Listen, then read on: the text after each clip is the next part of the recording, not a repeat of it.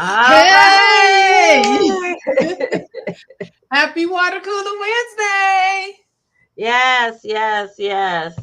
So glad to be here. It's another Wednesday. Not just any Wednesday, but this is a Water Cooler Wednesday.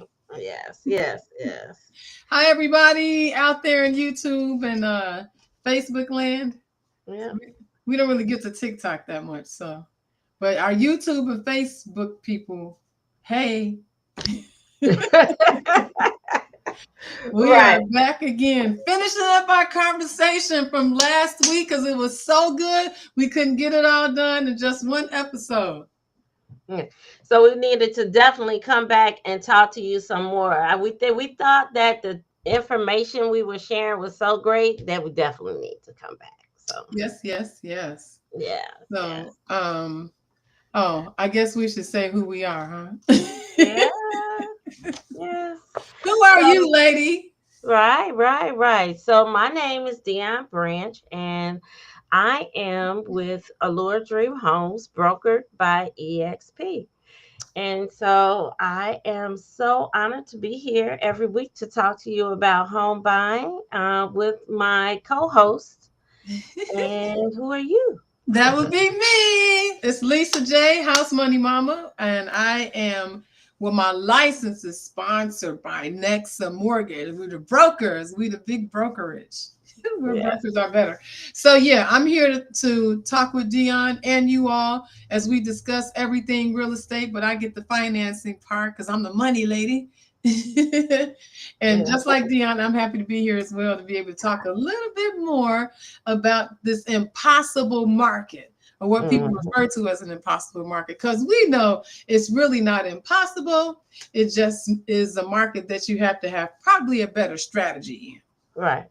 And so it's always great to work with a team of people that actually is aware of what's happening in the market Yeah. and have systems and plans in order, together that we can help you get through the process easily. Like one of the things that we always say with at Allure Dream Home is that we like to hold your hand throughout the home buying process. And so by doing that, we make sure that we communicate and share with you all the things that you need to know as you're going through the process and hopefully not to feel scared, concerned, Yeah. right? We want to be there for you. So Yep. Absolutely. let's see. Last week, we left off, but we're gonna start off right where we left off at, right? Yeah. Yeah. Yeah. Because we had already hit like 4 of the points last week, but we didn't get to finish up. So we never got to talk about like some of the creative financing type of things that could kind of help with getting your offer notice. So we could pick back up with there. I can start and then you jump in wherever you want to jump in, Dion. But Hmm. one of the Financing is things, you. go ahead, I'm sorry. I said financing is you. That would be me. So, temporary buy downs, like 3-2-1 or 2-1 buy downs, where, and let me explain what that is for because there may be people who haven't heard of that before. It might be a new term. So, a temporary buy down is basically just like it sounds. It's temporary. That's one thing. It's really important to remember. But also, it's your opportunity to buy down the rate. So, for example, I basically sell interest rates. I sell money, right? So say if, for example, maybe the interest rate that you qualify for is a 7%. And at a 7%, there's no cost for you to have that rate. That's just the rate that we can give you. But say if you pay maybe a percentage point or something like that, a certain dollar amount, then we can lower your interest rate. Excuse me. So maybe instead of you having paying 7%, For the first year, you only pay 6%, and then you go up to 7%. That would be a 1-0 buy down. Now, if we did like a 3-2-1 buy down, the way that would look would be like this. Um, Starting at the same 7%, the first the first year, instead of it being 7% as your interest rate, it will actually be a 2% lower. So you will be at a 5%. So Oh, 5% the first year, 6% the second year, and then up to your regular rate of 7% the third year. That's how that will work. So right. that would be a way to help, kind of lessen the burden, of that monthly payment by keeping it lower. It's temporary, but Hmm. something else in mind too, that for you as the buyer, even though you have a temporary rate buy down, you could have an opportunity, like say, for example, if you wanted to refinance during that time, because say maybe rates get better within those first 2 years.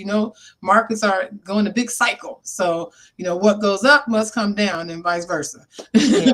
So that could be an opportunity for you to refinance during that time and then get a permanent lower interest rate. So that's an option. Another thing is as an adjustable rate mortgage. So we usually just refer to them as ARMs. People just Yeah. say, yeah.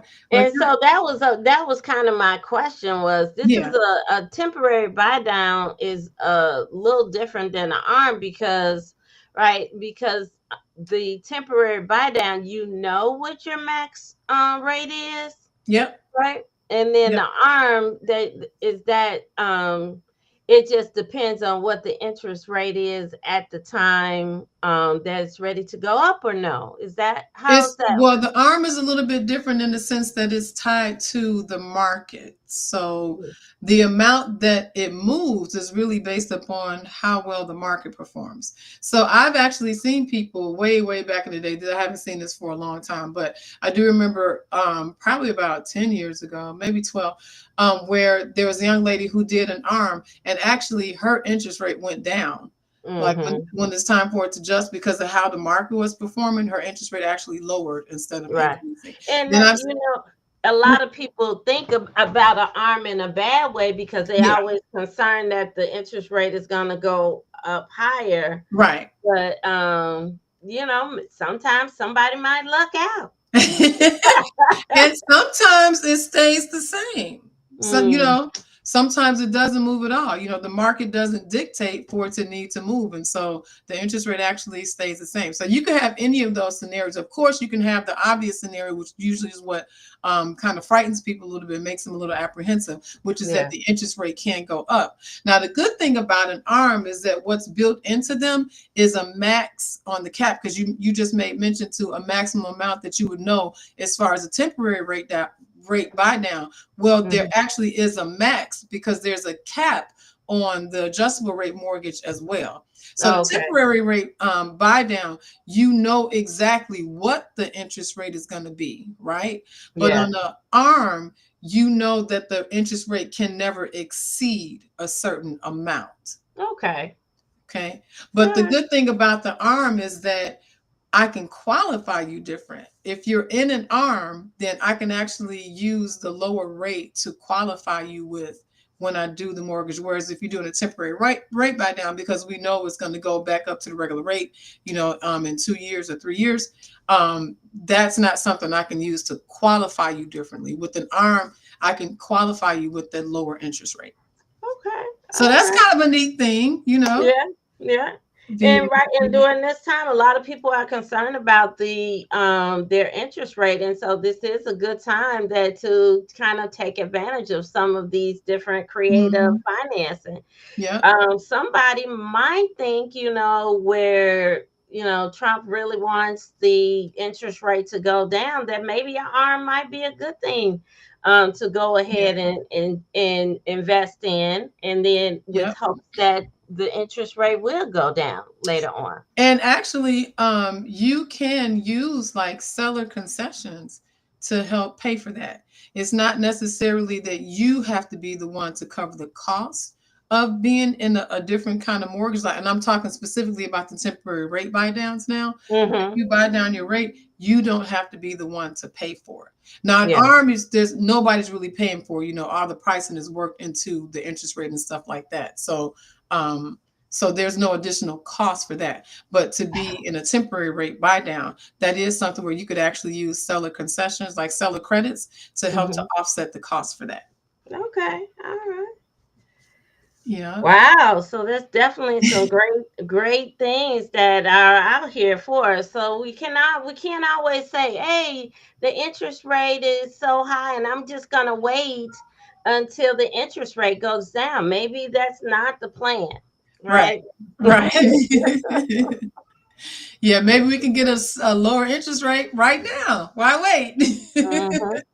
Yeah. So, Yep, yeah. absolutely. So then, and we're talking about some of these things, right? But let's say preparation, what beats panicking, right? Hmm. Let's kind of go on into that. We always tell our people all the time, what plan, plan. Repair. Plan, right? And Yeah, so we do that because we know that if we're making sure, if we're educating you throughout this process and making sure that you're, maybe you need to improve your credit score a little bit. yeah, Maybe you don't need to improve your credit score, but by improving your credit score, it actually gives you a additional advantage, yeah, right? So there's a lot of different things that we need to do instead of waiting and trying to say, oh, okay, tomorrow I'm going to buy a house because my lease ends in 2 months. Nah, right, right. right.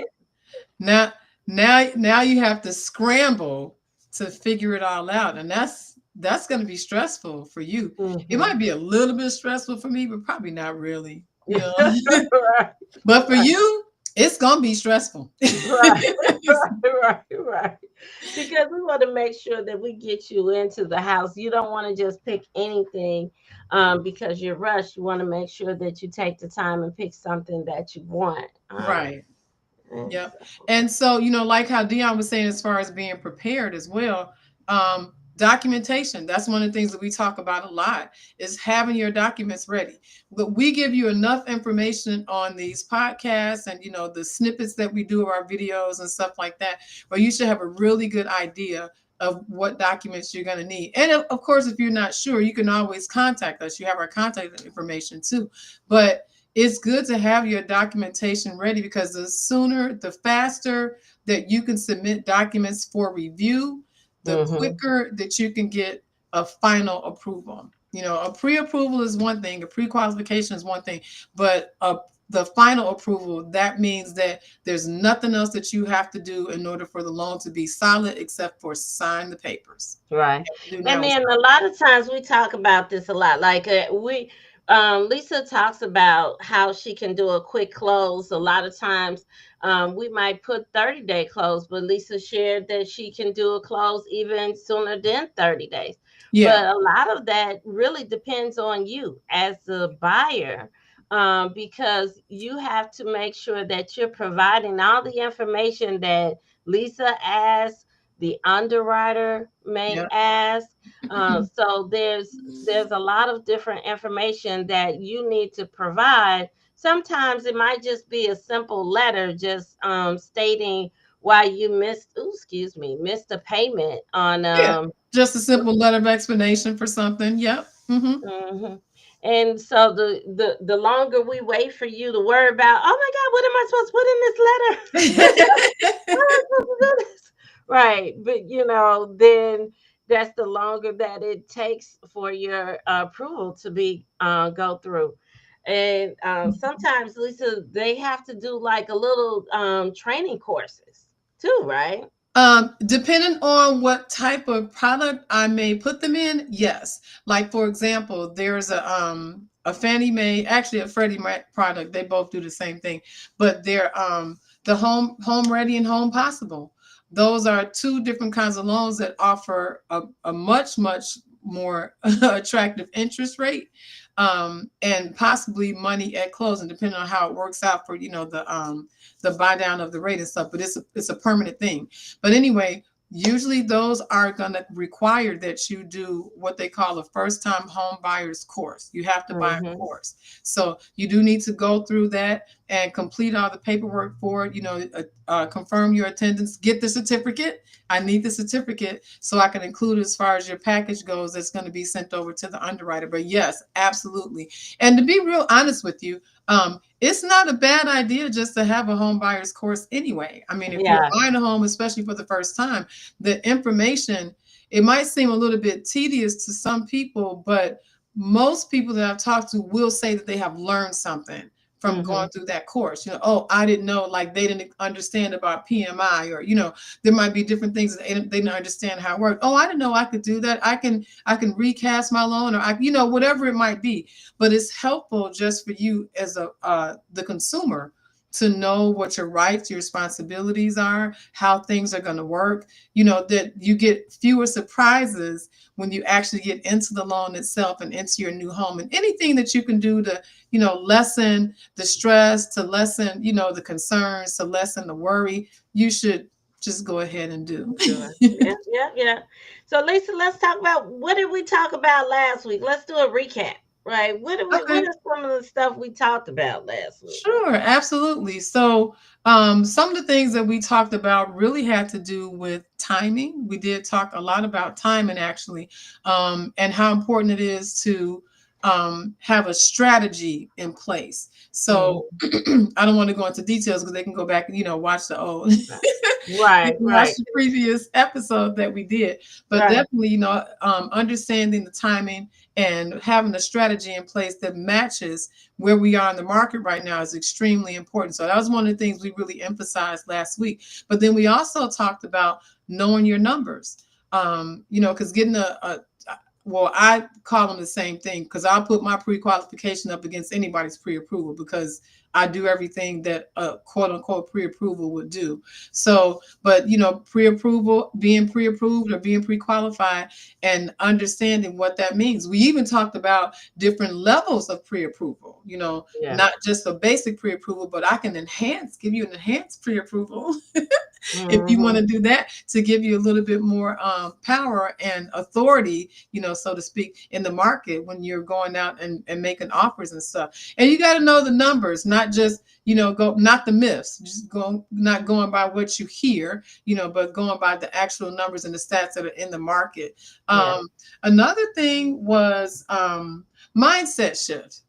So I'm going to read this because I think this is a good quote. It says, tight markets reward educated, confident buyers. And I think that that is true. That's accurate because the market is going to do what the market is going to do.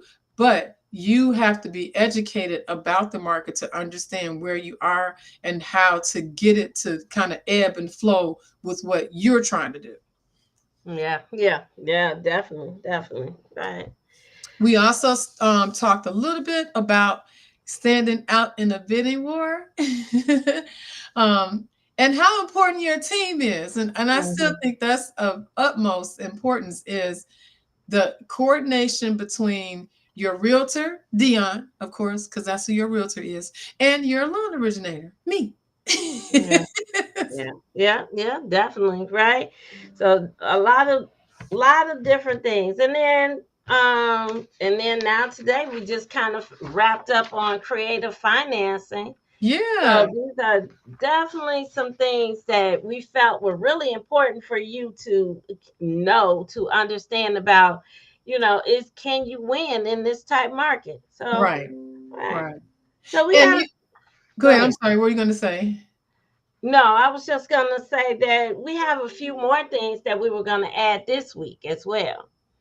Uh, Yeah. One of the things that we didn't really talk about a whole lot was the emotional fatigue that buyers sometimes experience because that's a real thing. And so that's something that you have to be prepared for because again, back to our word, preparation, being prepared is that's it's a real thing and it can happen and you have to be ready for that so that you can know how to reset and so you can be resilient and you can be ready in the market when different things take a turn that you can I'm gonna use the term ebb and flow again with the turn. When the tide turns, if you can Mhm. kind of ebb and flow with that, you don't have to get knocked out the water. Yeah, Um, yeah. so a couple of things that are important is like, for one, validating your emotion. Just knowing, understanding that what you are feeling is okay. You tired of looking at houses, girl? If I have to go see another house, Right, right. we get it. Mm. What do you think is probably the most amount of houses you've taken somebody to go see, Dion?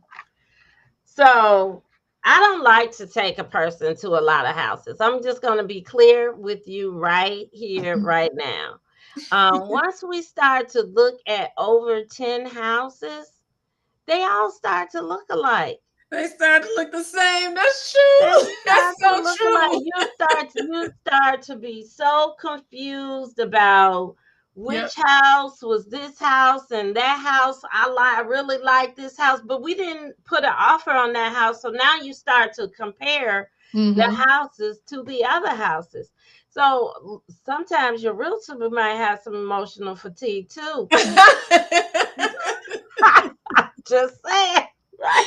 Okay.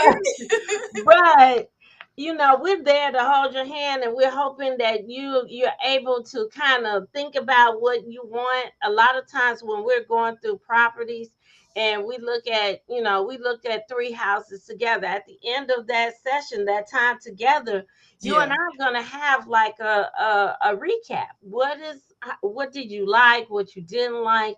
And then my goal for that conversation is so that when we're going out looking at the next houses, I know Uh-huh. that you really didn't like unfinished basement. Although early on you said my basement doesn't have to be finished, but it seemed to weigh important on you making the offer. So Yeah. then I know that okay, now we need to look at finished basements. We need to have a garage. We Mhm. need to have these different things.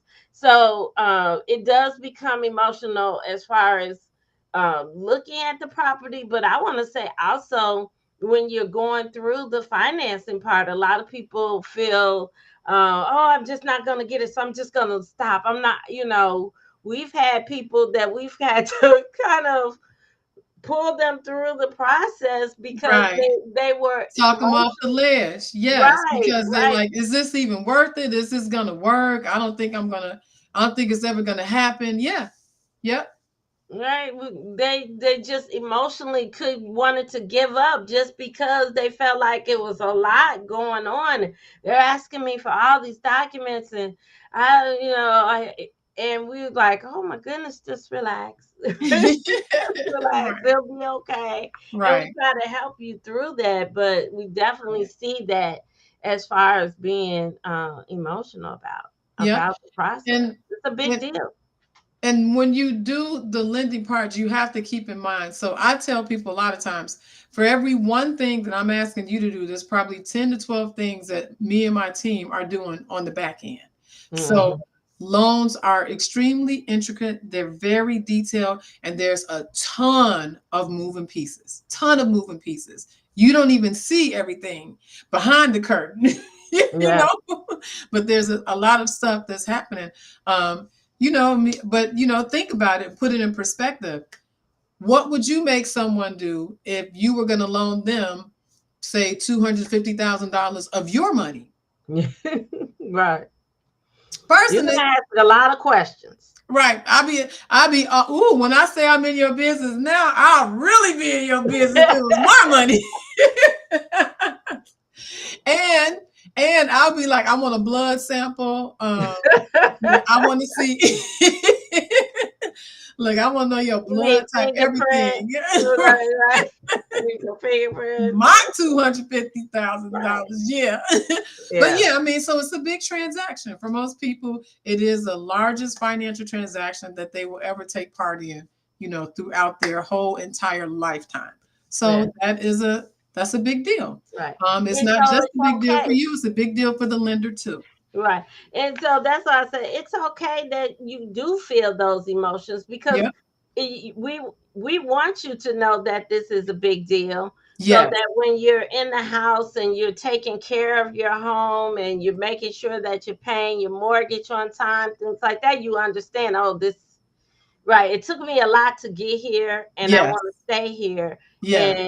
And so I need to do these things in order to continue with the home. So Good. Yeah, good point. And just keep something in mind too, that psychologically the brain wants to be in control. But you know what the market usually feels like? Out of control. Very much, definitely out of our control. Like we can't do anything to control the real estate market.